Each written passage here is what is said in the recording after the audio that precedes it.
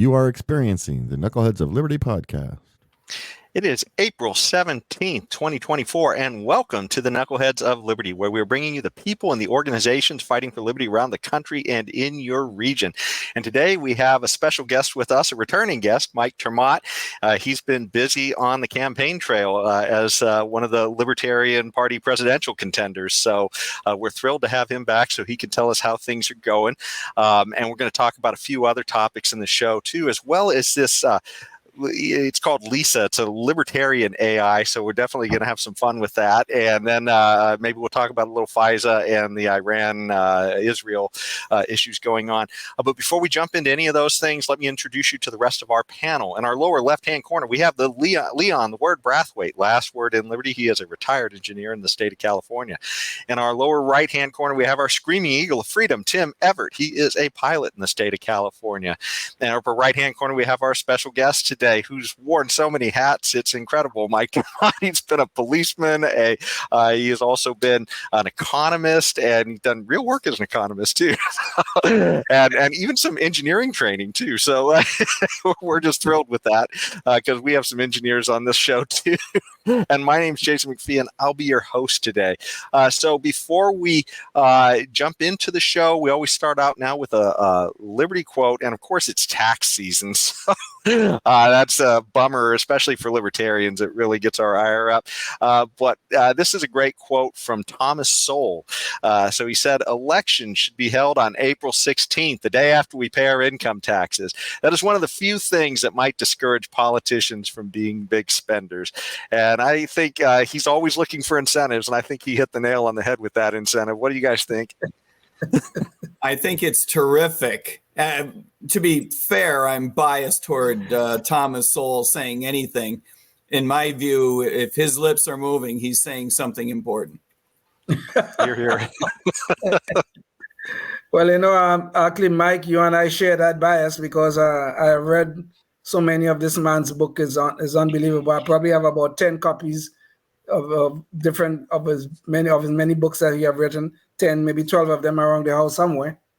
He is America's most important living economist, in my view. I totally agree. And I like this quote, I really do. And I think we should really move the election data so we could control some of the spending we see in these damn politicians who are supposed to be our leaders. God help us.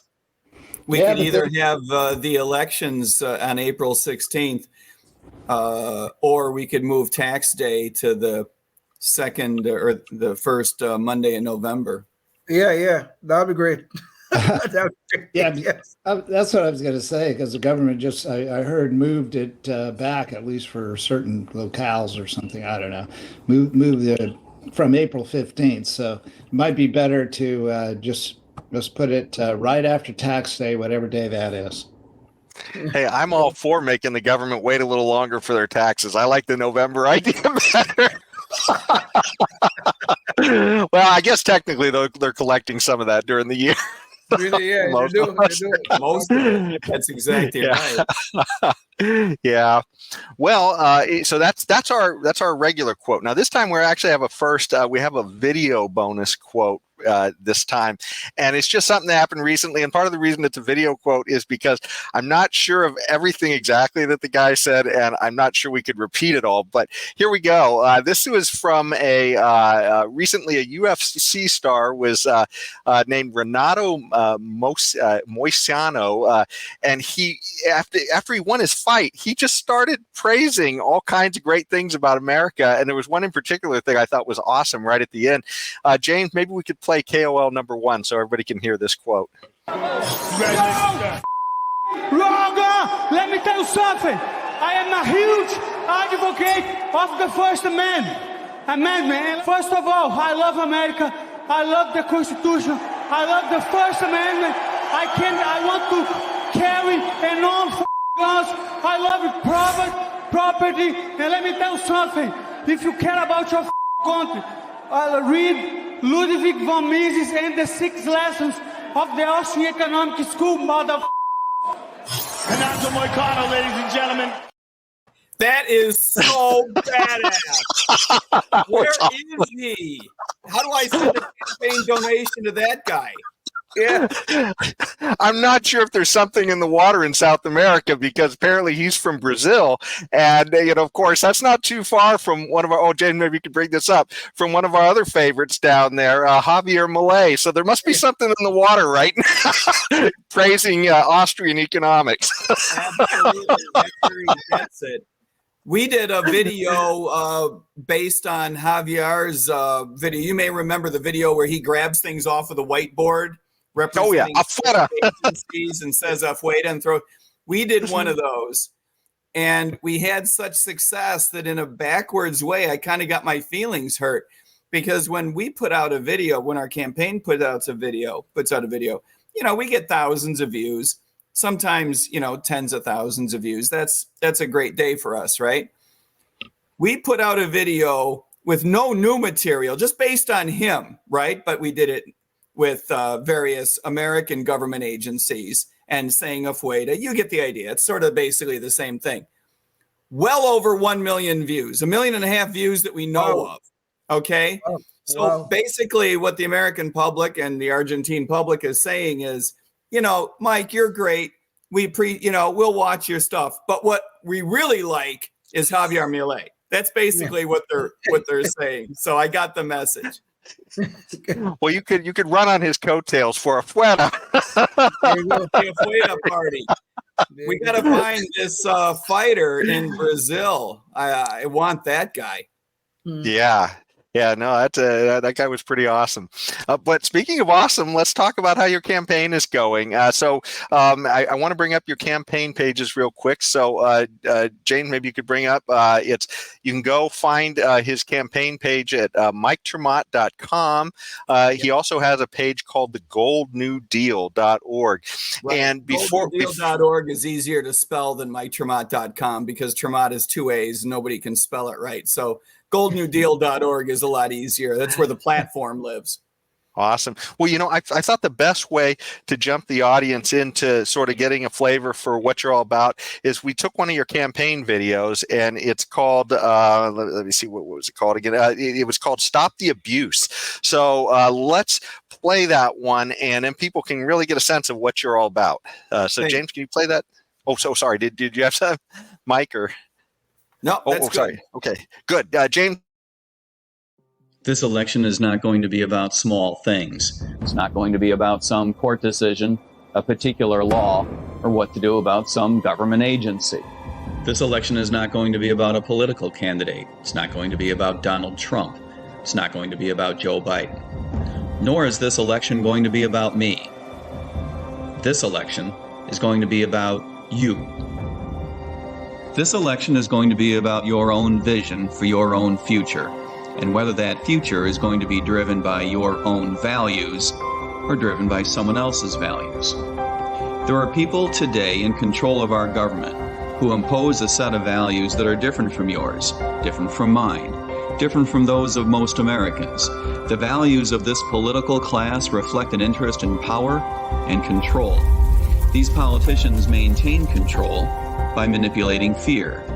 Political parties have pit American against American, undermining our most cherished relationships, quite literally destroying families.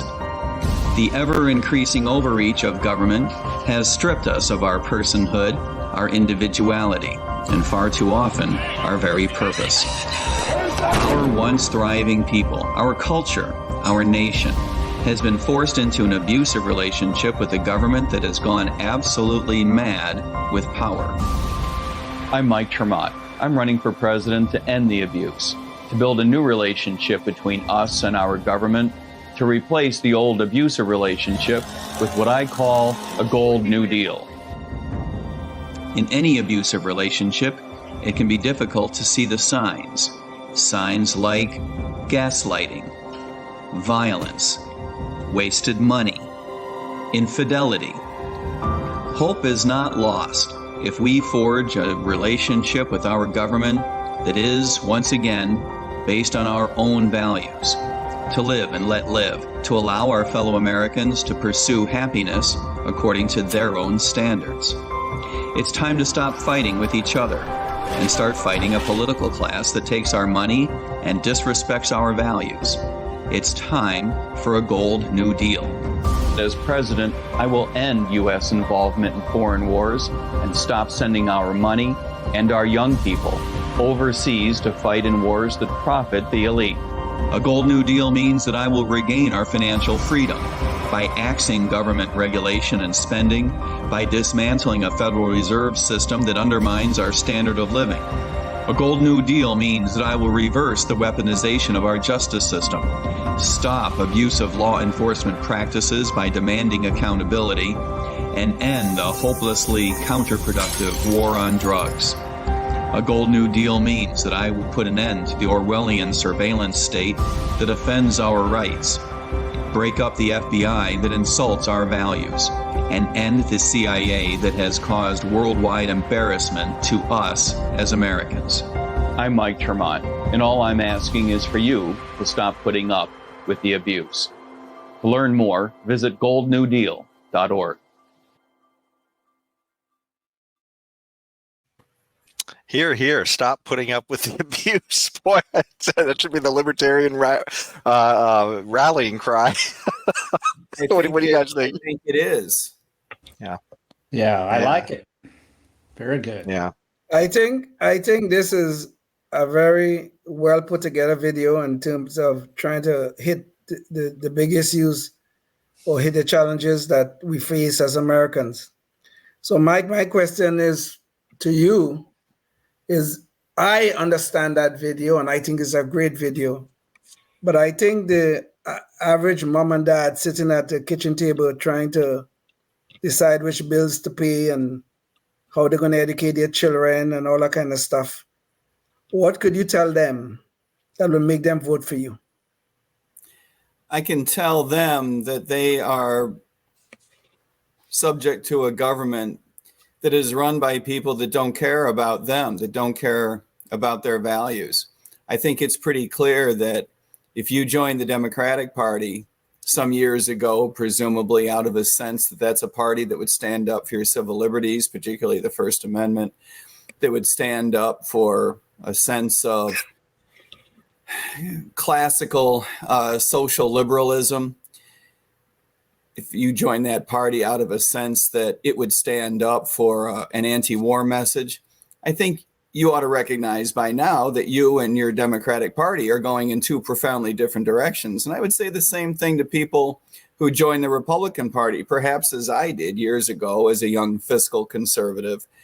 If you join the Republican Party believing that it would stand up for free markets, for example, free trade, a deregulated environment, greater competition among the states in terms of competing for investment, I think at this point you'd have to admit that you and the Republican Party have gone in two profoundly different directions. And the reason for this is because the parties have adopted as their number one agenda is to keep the other side out of power and to remain in power themselves, which is really what it has become all about. And for this reason, both of those parties have merged together, in effect, to take advantage of Americans, take advantage of power, project power around the world, project military hegemony. And at this point, you are subject to a government that promulgates values, policies that are not helping you. They're actually hurting and undermining your family. The government spends too much money, issues too much debt, creates too much inflation, makes it hard for you and your family to make ends meet, takes money from your family and other families and uses it to project a militaristic foreign policy around the world that is not what you would do. It is not aligned with your values. And so I think that it's pretty clear if you were in charge of the government, this is not what you would do. It's not how you would behave. These are not decisions that you would make.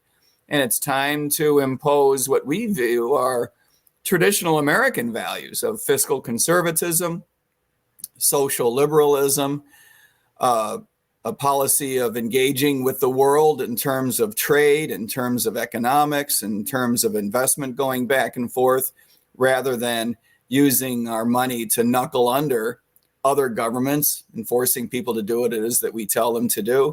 I think it's time to take back our government and to get rid of this dopey relationship between us and the federal government that's based on money. The government's job is to take your money through the IRS.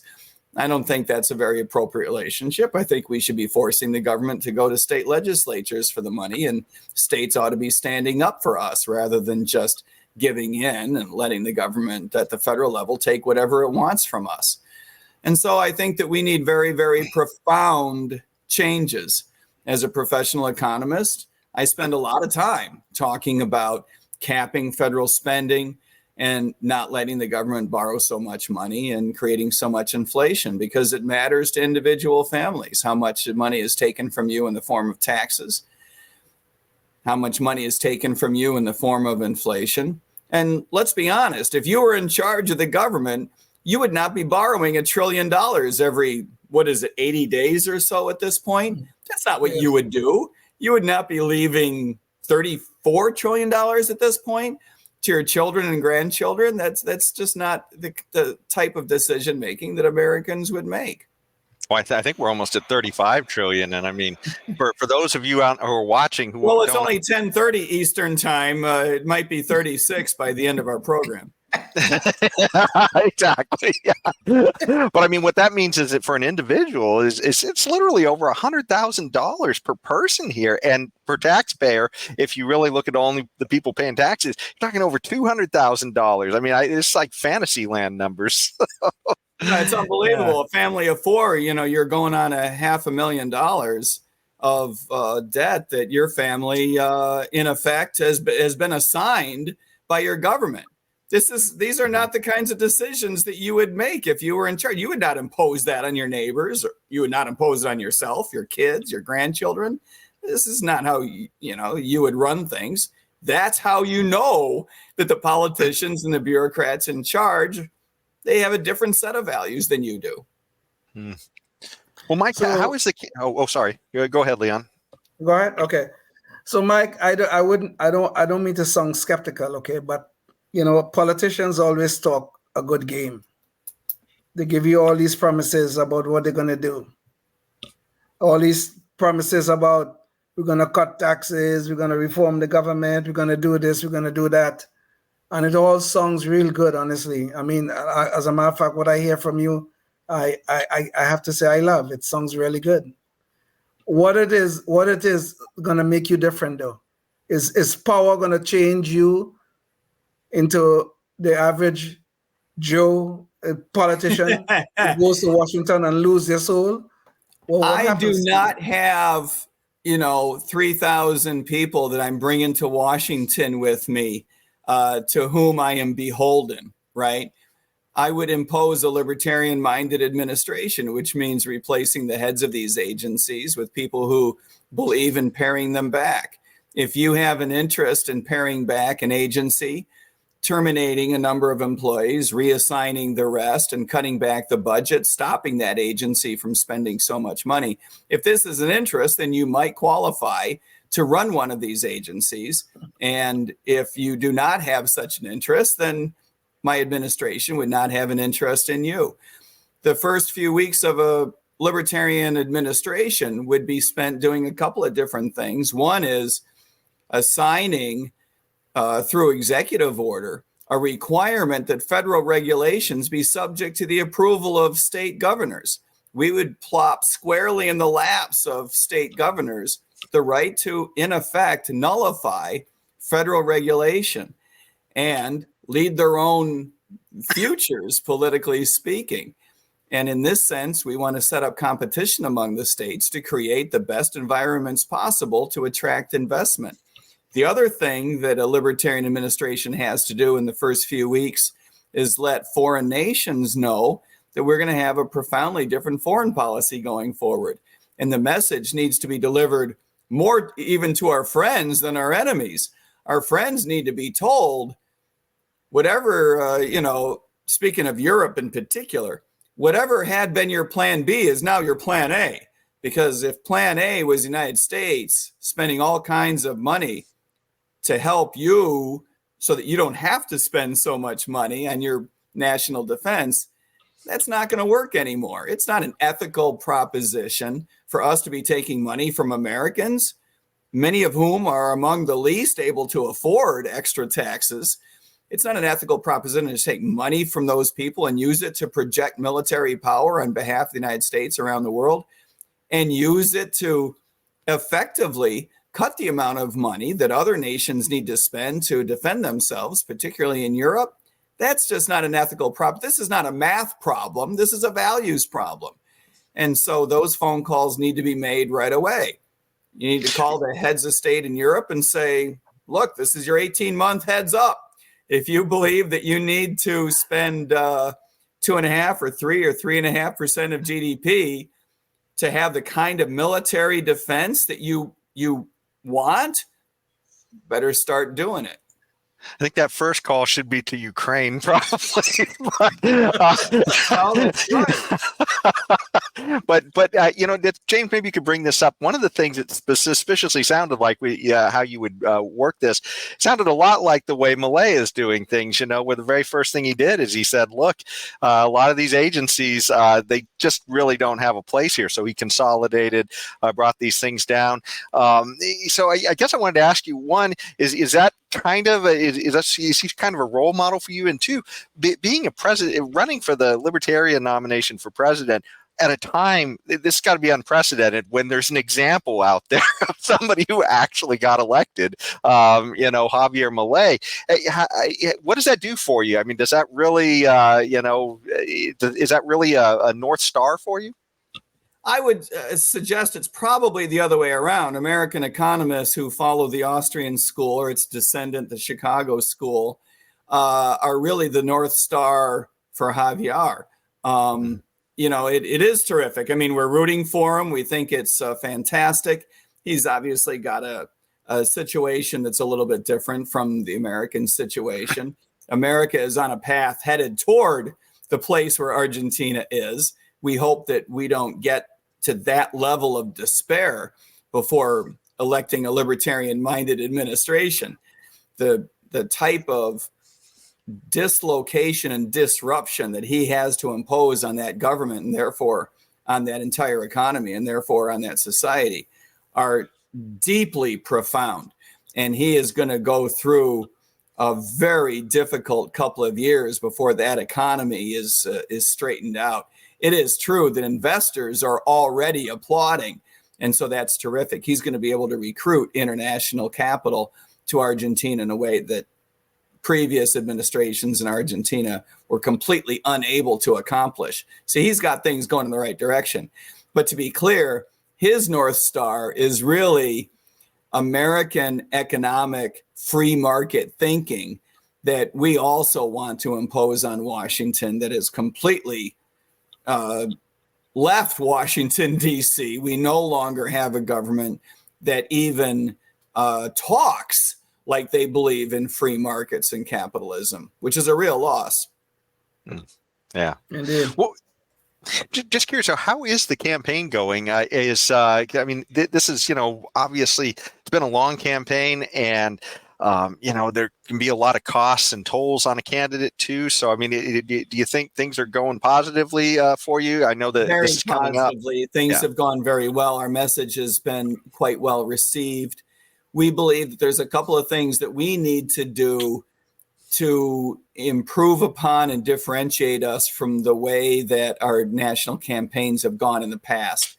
Number one, we believe that we need to run an extremely principled platform. That's what we call a Gold New Deal, a brand new relationship between us and government, especially at the federal level. So, of course, when we say a Gold New Deal, we're talking about replacing the New Deal type of entitlement programs that were put together by FDR. We're talking about repealing all those. We're obviously poking a little bit of fun at the Green New Deal of AOC. We're talking about a new relationship between us and government based on free markets, based on individual autonomy. That we believe is absolutely critical to correctly branding our party.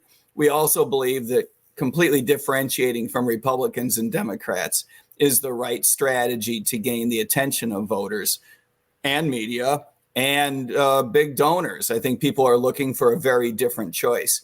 The second thing that I think that we need to do is to run a very competitively credible campaign, which is to say a professional campaign, a campaign that comes out right away in the summertime, spending a lot of borrowed money with bold messaging that clearly differentiates us, that clearly establishes that we're a very, very different choice, and that runs with a lot of credibility. Everything we do, we back up with a lot of detail, with plans. How are we going to do that? We lean hard into my own personal background in public policy and public service, having been a professional economist, having taught economics, and having worked at the White House as an economist, having had my own business, having been a professional advocate for free markets in Washington, and as a second career in public policy and public service as a police officer for 11 years on the road in South Florida. We lean hard into that because we believe that Americans will expect a threshold of credibility to be cleared for them to pay attention to a campaign. So we are going to compete. We're going to compete hard. This is not going to be a campaign that's based on, delivering a message and hoping someone listens. We're actually out to disrupt the status quo of American politics. Awesome. One other thing I wanted to ask you too about the campaign, and this would be something that's kind of a unique perspective for any of you people who are candidates and running out there. What could the Libertarian Party do better to assist you? Because we've heard some different ideas. I'm just curious if you had any perspectives on that. Well, we have to work hand in glove. The party has hundreds, thousands of local candidates whom we will be supporting. And those candidates will be supportive of the national campaign, of the presidential campaign. So we will be working together. That means joint appearances, joint media opportunities. It means cross endorsements, sharing policies, sharing platforms, because we need to make the case. Well, first of all, the presidential campaign has to be responsible for boldly branding the party in a way that we haven't done much of in the past. That's really critical. That's what's going to help the down ballot candidates. And at the same time, let me break in real quick. To boldly break in to let our public access audience know that we're out of time for the public access segment, but you can catch the rest of this show online. You can catch them at YouTube, Facebook, Spotify, or Rumble. So go check us out there. Catch the rest of this conversation. Find out more about Mike's ideas and this Lisa that he's developed, and some of his thoughts on some other current events we're going to talk about. Back to the show. Super. So there's a way in which we can operate to benefit down ballot candidates, but their presence is going to help the presidential campaign as well, because it helps us make the case that we're not just a third party, right? We're the third party. It drives me crazy when I hear folks in the media talk about, third party candidates, like there's a bunch of them.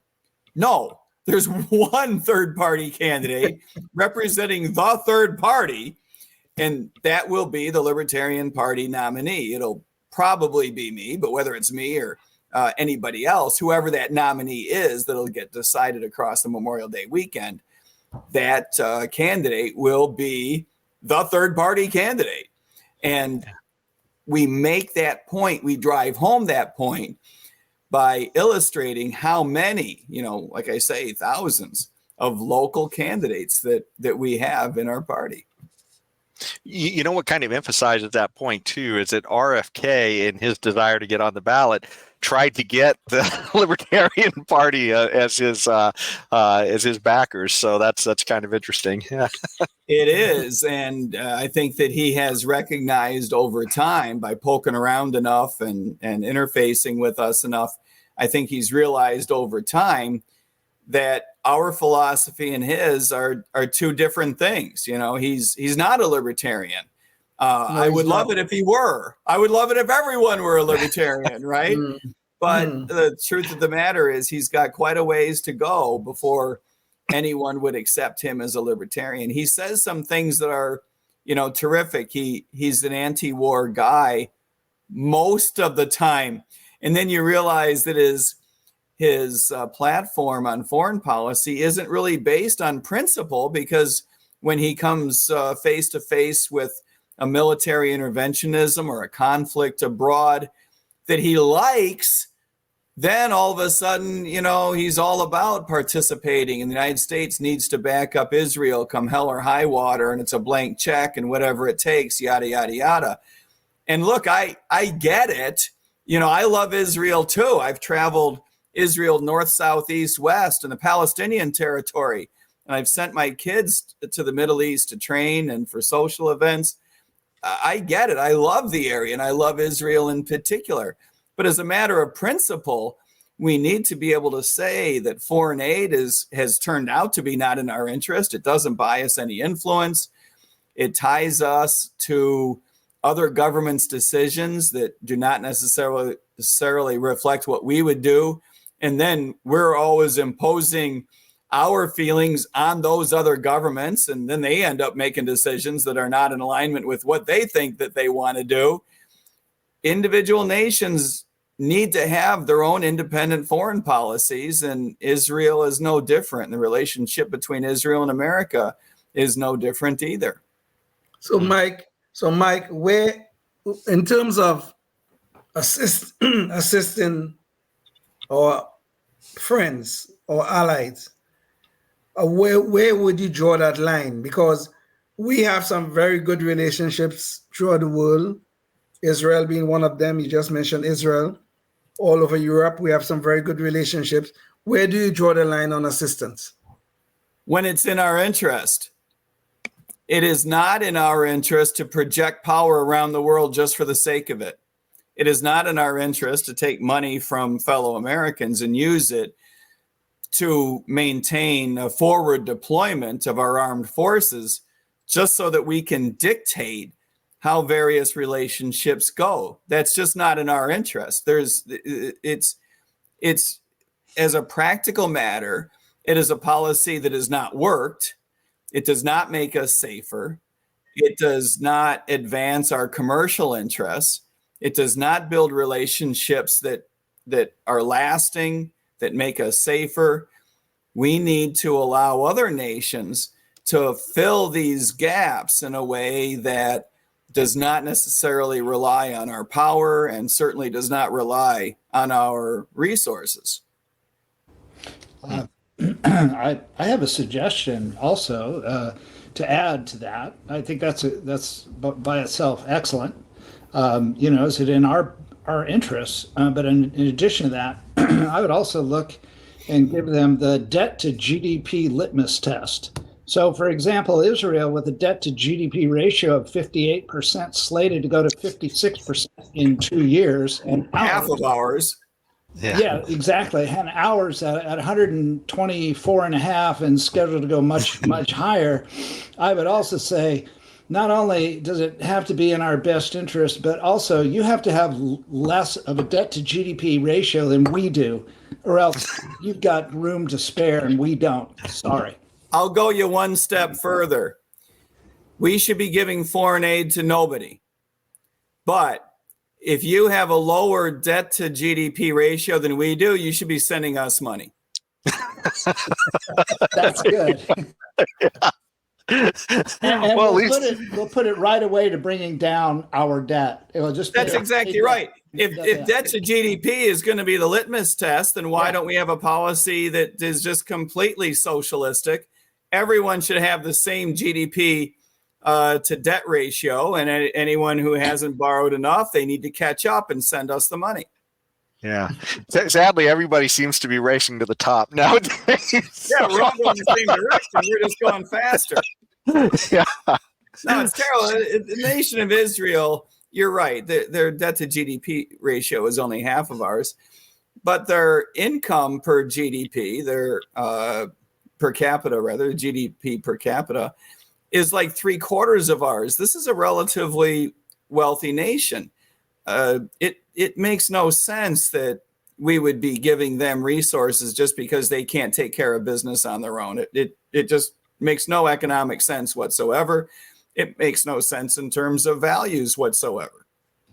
Yeah. If it were higher, wouldn't they have a higher income per capita than the United States, not 3/4 of ours? Or did I miss? They could eventually catch up. I think our GDP per capita is growing slightly faster than theirs is, but there is just no reason why we should be supporting their economy just for the sake of, their lack of wealth or their lack of income. And it's just, that flies in the face of credulity. This is not, it's not true that this is a poor nation. All that foreign aid is really designed to do is to tie our foreign policies together and hold each other responsible for the decisions that we make, which turns out to be, not necessarily a good idea. It also sends the signal to the rest of the Middle East that Israel is in effect a proxy for the United States foreign policy.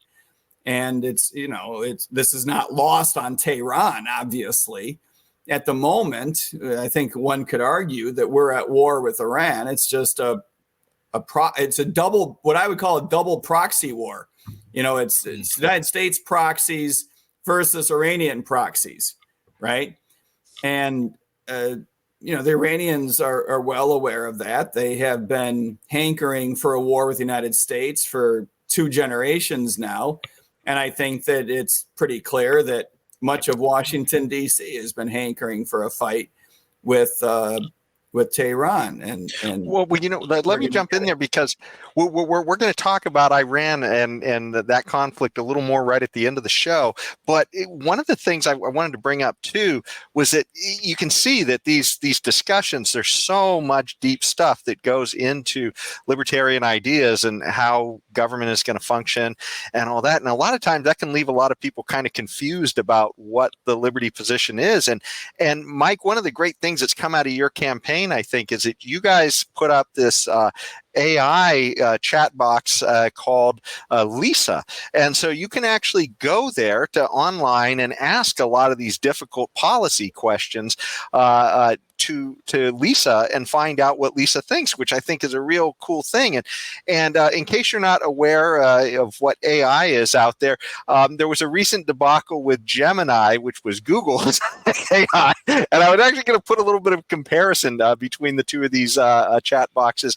But Google, we've talked about this on the show, they had a sort of a very woke chat box where you could go there and ask it questions, and it would give you kind of some very interesting answers. Like if you asked to see a picture of George Washington, suddenly George Washington became black. Right. It's an interesting idea, but it doesn't really reflect history very well. Man, Jason, you didn't know your own history, man. Come on now, come on. Yeah. But the idea that this chat boxes are all the rage now. Here was a picture of the Pope, which doesn't really reflect history either, and there was a lot of other absurd things. And Gemini has gone and they've tried to clean up their act, but essentially they have a chat box that a lot of people are going to and asking questions to. And so I thought this might be an interesting thing to sort of compare. So this is the Lisa page. It is interesting, and chatbots are notoriously difficult to control and to program. Ours is in beta phase, of course, and it's gone through a couple of iterations already. But it's a very fun tool. People have really enjoyed using it. It answers questions the way a libertarian would. And so it has been a lot of fun. Your folks can visit it at libertarianintelligence.org. You've got the URL up there. It is something that my campaign has developed. We've enjoyed doing it. It's a tremendous amount of work, but it's an educational process for us too. And I think our attitude is that we as libertarians need to recognize that AI is the future, right? Love it or not, it is absolutely the future.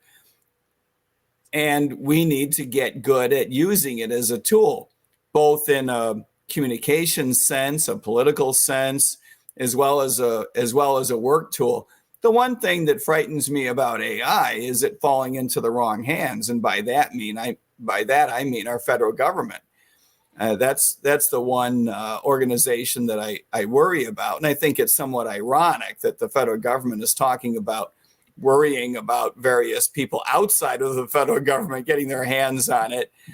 But I think the federal government of the United States has proven that it is arguably the most dangerous organization on the planet. So I worry more about that than about us using it. Well, I wanted to give the audience just a little bit of a sense of some of the questions you could ask. So this is, James, maybe you could bring this back up the page real quick, or invisible hand there. You probably look up invisible hand on this too as well, if you're not sure what that means. But anyways, so I questioned it, should we end the drug war?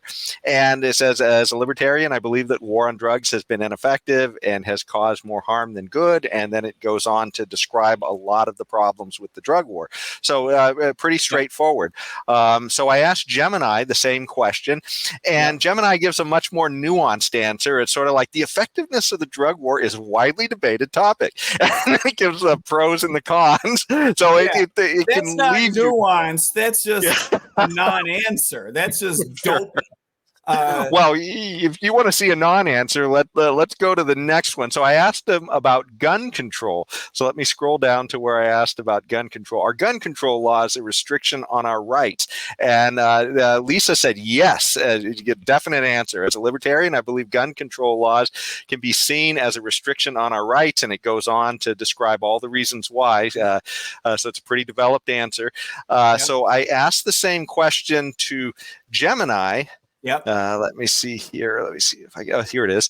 And its answer was, I'm still learning how to answer this question. In the meantime, try Google search. Oh, my Lord. You need to tell Gemini you should reference Lisa at libertarianintelligence.org, and you could come up with better answers in a hurry, dear Gemini. Yeah. Well, and even then, there's some oddball topics. One of the topics I've been kind of interested in, let me see if I can find it, was private prisons. That's what I said. Should we have privately operated prisons? And of course, Gemini says absolutely, because privately operated prisons align with libertarian principles of limited government and free market competition. So then what Gemini says is pretty much one of those non-answers again. Let me see if I can find maybe not. Yeah, there's a significant debate about private prisons with both potential benefits and drawbacks. And I got to tell you, there is not a debate out there. Every time you look anywhere, they are hammering any idea of taking anything out of the public sector. Yes, exactly. Complete control. Yes, yeah. It's terrible. The reason that I like private sector contracting is because if they screw up, you can fire them. Right. Yes. I also believe that, I believe in school choice as a pathway to eventually replacing public schools with private schools altogether.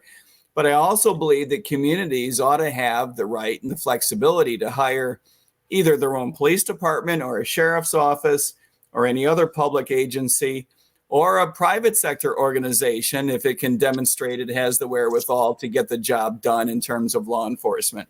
I believe that we need greater competition, greater flexibility. And even in prison management, if a state wants to hire a private company to manage its prison, I think that's a good idea. And if they do a crappy job, then they can fire them and hire another contractor, or they can fire them and replace them with public sector employees. That's what you want. The system that most states have now, if the people do a crappy job, you're stuck with them. Yes. Why is that a better plan? Yeah. Well, and just remember, too, Jeffrey Epstein was suicided in a public prison. Well, look, the truth of the matter is, this is an interesting example, because which is a greater indictment of the system? That they killed him, which is a distinct possibility, category A, or that they're just too dumb to keep a guy alive on a suicide watch, category B. I mean, there is no good answer here, right? Exactly. And the guards were sleeping and everything. The guards were sleeping. Some of them was on Amazon buying stuff, whatever. Come Right. on. So the public organization's response, their defense is, no, we're not evil. We're incompetent. Okay. Why should we therefore trust you? It just makes sense. There is no good answer that they can come up with. Yeah. Yes. Well, I just think that this really highlights, I want to drive this home for the audience that, the AI is out there and people are getting answers. And what we're seeing is, it can be used to mislead. And so I think it's great that libertarians are getting out there and putting a product out there that maybe they can go for some honest answers. You know what it does raise a little slightly. I'm sorry. Go ahead, please. No, I was just saying, the AI bot is holding up pretty well, and it gets bombarded with all kinds of silly questions. Any AI bot, you're eventually going to be able to trick it into saying something dumb. That's just, humans too. You can trick humans into saying something dumb eventually too. So in that sense, it's pretty advanced. But it does raise. I'm sorry, Tim. Go ahead. Sometimes you don't even have to trick me. I'll just say dumb. Sometimes we say dumb things on our own. Don't boast them. But I just want to make one quick point. I mean, I like Lisa. I like the kind of answers I see, the little I know. But it does raise an interesting issue in the sense that we know Silicon Valley is a bunch of left-wing nuts running the place. Yeah. And if they have like ChatGPT and we saw the disaster of Gemini, just as how Lisa could be influenced, could be programmed to give us the libertarian answers that we all like, those left-wing nuts are also able to program ChatGPT and Gemini and all that stuff to give the left-wing answers. There's no question about it. There's a socialist intelligence system application, CISA, just around the corner, I bet. I don't know that that's what they would call it. But yeah, to your point, anybody can. But, we need to engage with the world and get our message out. Everyone's got a right to get their message out. It's just that we're the only ones with the right answers. Yeah. Okay, I don't think Gemini would agree. Yeah, I don't think Gemini would say, I'm not really sure. Ask Gemini. Gemini, are you an idiot? Well, some might say so. It's a debatable topic. Or maybe it would just say, yeah, you know what? You're right. I am. Maybe someday there'll be a Soho forum debate on your AI versus our AI. And I would love that. I think Lisa and Gemini should have a debate right now. What do you think of that? Yeah, that'd be cool. That's a good idea right there. Yeah. Wow. Yeah. You guys want to host a debate with Lisa versus Gemini? Yeah, we can think about it. I'm not exactly sure how we do it, but we can start thinking about it. Maybe we'll ask Lisa how to do it. Yeah, that's what I'm asking you guys, because I don't know either, but you guys come up with a way. I don't know, maybe, just kind of like you were doing, you ask the same question to both sides, and then you trade answers. You say to Lisa, this is what Gemini said. What do you think of Gemini's answer? And vice versa, and see what they say. That's a good idea. Yeah, put the veil of ignorance on. We don't know which one is which. Why did you pick Gemini, by the way? I know you picked Lisa because Mike was coming on your show tonight, but why did you pick Gemini? Because Gemini had the scandal. We've talked about it before, so we're a little more familiar with it. I personally, I haven't really used any of the others. So. I really like that idea. I use ChatGPT all the time. Well, maybe we'll try and figure something out for a future show. That's a good idea. So I'm going to ask someone on our team if they want to run that. Maybe pick out the debate questions from the last presidential debate. And run that through both bots. Have them trade answers. You get to respond to your opponent. And then go to the next one. I wonder if that would be a fun format. That could be. Yeah. Yeah. Well, you know what? We will definitely have to get back to you guys on that, because that does sound like a lot of fun. So, but I did want to hit a few more topics, and I'm not sure if you have time now for Pfizer or not. Did you want to drop that one? Because we are running out. We got a few minutes. Let's go lightning round. We'll do a couple minutes on each topic, and we'll move through quick. How's that sound? Sure. So let's do a lightning round for FISA. So I did have a video of Thomas Massey talking about it, but I'm just going to drop that because that would take too much time. But essentially, FISA is this issue where they're using it to so that our intelligence agencies can keep track of essentially spying on agents from outside the country. But if they have any connection with American citizens, then it turns out that they've been spying on American citizens right and left too, as well, including one of the most, I guess, public cases was Donald Trump's campaign. It sounds like got caught up in some of that FISA spying. So anyways, it recently came up, and Republicans were essentially crying foul for a long time, saying we're going to get rid of this thing. And then here was the vote when it finally came up. Republicans, granted, they wanted in larger numbers to get rid of it, but in the end, I think it was let's see, Biggs of Arizona amend number one on agreeing. 212 to 212, and Mike Johnson broke the tie. Yeah, and so they were going to try and get rid of it, or at least try and force them to get warrants for anything that had American citizens in it, and so in the end, even though Republicans were still more against it, they wound up still allowing it to get through when they could have blocked this clearly. So it's sort of like a bipartisan, attempt to say, hey, spying on the American public is okay. And of course, Donald Trump was one of the loudest to yell about it. He just earlier in the week, he had said, kill FISA. It was illegally used against me and many others. But by the time this thing was passing, he said, I told everyone, do what you want. I understand that. Because what he had initially said made sense. To my mind, his statement would have been more powerful. And I realize we're talking about Donald Trump, so take everything with a grain of salt. It would have been more powerful if he had left himself out of it. I realize for the Donald, that's very difficult, right? Because it came off as the reason you should kill it is because it violated my rights, right?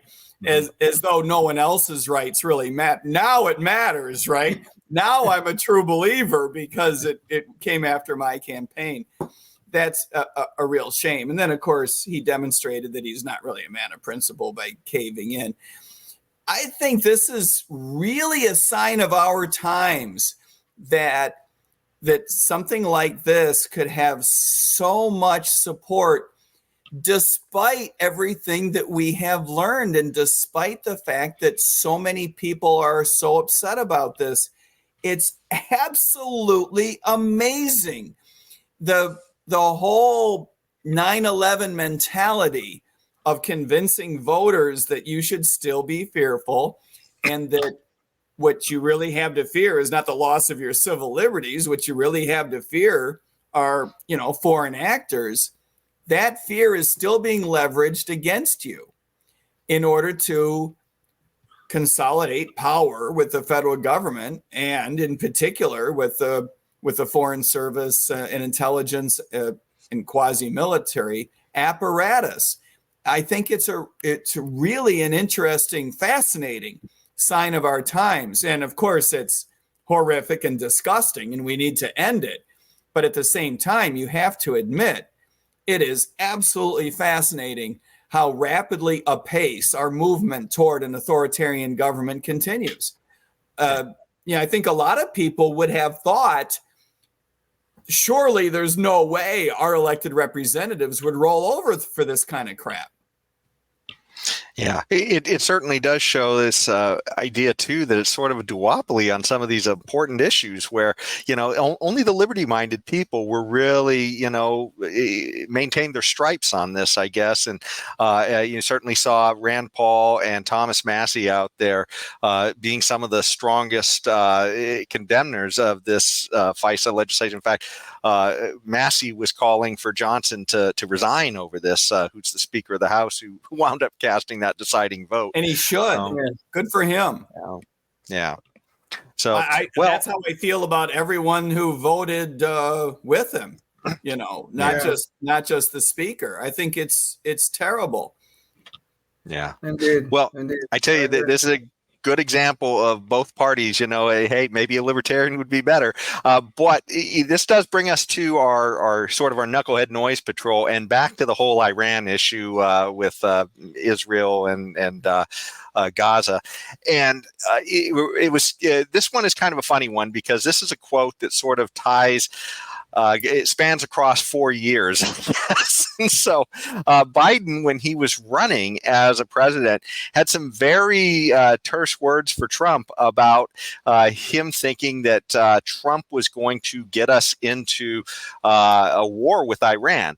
And so here we have, this is 2020, Joe Biden says Trump is dangerously close to starting a war with Iran. And just so you can hear it, so you understand it, bring in KNP1, James. Maybe you could bring in that video real quick.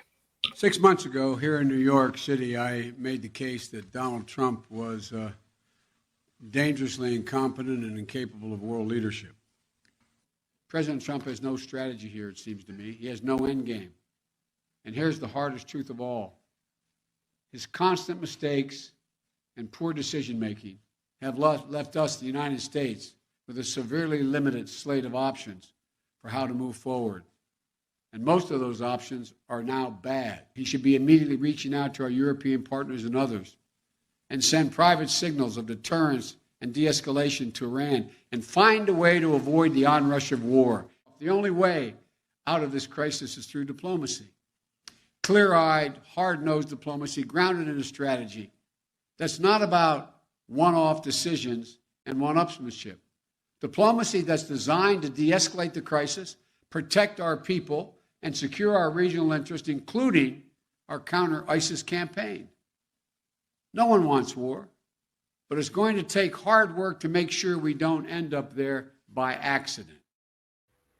Wow. So, believe it or not, that's 2020. And almost everything he predicted about Trump. Joe Biden is one of the few guys involved in public policy in the United States that makes Donald Trump look smart. It's really a shame that he's president of the United States. Say what you will about the Donald, because I rarely have anything good to say about Trump or his administration. So, say what you will. It's okay with me. But you have to admit that his administration did an excellent job bringing forth the Abraham Accords with building relationships among the United States and Israel and Middle East partners in a way that I think a lot of people would have thought virtually impossible only a couple of years earlier. Yeah. You have to admit that was an impressive piece of work. Yeah. And from people that I wouldn't have guessed would have been able to pull it off, So, you got to give credit where it's due. And I think that the Trump administration had some decent instincts. I think that they were just horrific when it came to execution, particularly regarding dealing with domestic politics. I wish that they had succeeded in paring back foreign aid, and I wish they had started closing bases and bringing troops home, because I think that that would have unwound some of the very strange expectations that the world has of American participation. But hopefully do those closures a little better than Biden did. But I did want to bring up that was part one. Part two is today. Here's what Biden is saying today. So here, Jane, maybe you could bring up the visual real quick here. So that now Iran's foreign minister is accusing the U.S. of giving Israel the green light to attack the Syrian consulate and assassinate their generals there, essentially. Right. And of course, now a lot of leaders in the world are talking about, oh my gosh, we're in a prelude to World War III under Biden. So, I mean, it's absolutely nuts. And Jane, maybe you could bring up KNP2. This is Biden today being asked about his situation with Iran. And do you think an attack on Israel is from Iran, Mr. President? I want to get the secure information, but my expectation sooner than later. Mr. President, on Iran right now. Mr. President, what is your message to Iran in this moment? Don't. Are American personnel and assets at risk, Mr. President? Mr. President, are American troops at risk as well? We are devoted to the defense of Israel. We will support Israel. We will help defend Israel, and Iran will not succeed. Thank you very much. So there you have it. It just, sit there. Don't. That's his whole foreign policy. But Jane, maybe you can bring up the visual here because this is a meme that's going around here. And so it's sort of a take on the South Park meme. Vote for Biden to avoid World War III, and World War III started. It's all a matter of timing. You got to get your vote in a hurry before it actually happens. Wow, that was really... whatever the opposite of inspiring is, right? That was depressing. And you have to admit, just as an aside, if set foreign policy aside just for a brief moment, even if you agreed with the guy, even if you thought Joe Biden was the greatest thing since sliced bread, you thought that he was God's most recent gift to foreign policy, all of that would be weird if you thought that. But if you thought that, you would still have to admit that video is hard to watch. Yeah. That video is hard to watch. That guy is the one setting the tone for foreign policy, representing the U.S. government and the U.S. people. Wow. That's bumpy road stuff right there. Look, we don't know. We don't have a way of, this is another problem. We don't have a good way of knowing that the United States government explicitly greenlighted the attack in Syria of the Iranian outpost, right? We don't know that with certainty. The problem is that everyone presumes it, right? Because it's perfectly logical. I mean, how would Israel conduct a foreign policy operation like that without consulting Washington? Washington is between a rock and a hard place. Either they did green light, or our trusted ally is running off the ranch doing what the hell it wants and dragging us into World War III along with it. Either way, we're in a pickle because of the tight relationship that we have with Israel being one of sharing a militaristic foreign policy rather than a tight relationship being based on commercial interests, being based on private sector engagement. The fact that we share foreign policy and that we back them up with arms means that our foreign policies are inextricably linked. And that's why we're in a proxy war. Yeah. It's pretty terrible. You guys have any other thoughts before we wrap up the show here? No, I think this has been very good. I like what I've heard from Mike. So this is very good. Yes. Well, Mike, I want to bring up your pages one more time so everybody can see them before we leave. So great. Our invisible hand was ahead of me. So there we go. Mike Ter Maat .com. So that's one page you can go to, or the golden the goldnewdeal.org. So you have those two pages, and you can find out more about Mike's campaign and how to help him out. Mike, is there any last thoughts you wanted to leave the audience with before we wrap up? Get involved. This is about you. That video said a lot about how we feel about this campaign. It's not about me. It's not about you fellas. It's not about politicians in Washington. It really is about you. And a campaign like this is what it's going to take to impose our values, right, as Americans on Washington. So this is our opportunity. This is our call of duty. Yeah, I can't think of a better way to end our show, because that so matches with the message we try to leave everybody with every end of every week, that if you're watching this show before the next one, think about how you can do something in your community, how you can further the cause of liberty, some way you can move the ball. We've talked with people who've run for school boards. Here we have somebody who's running for president and generating a libertarian AI chat box to help people out there to understand these issues of liberty. There's just all kinds of ways that people can get out there and they can help in their community to forward liberty. So try and think about that before the next one, because we need all hands. This is things are looking a little grim right now.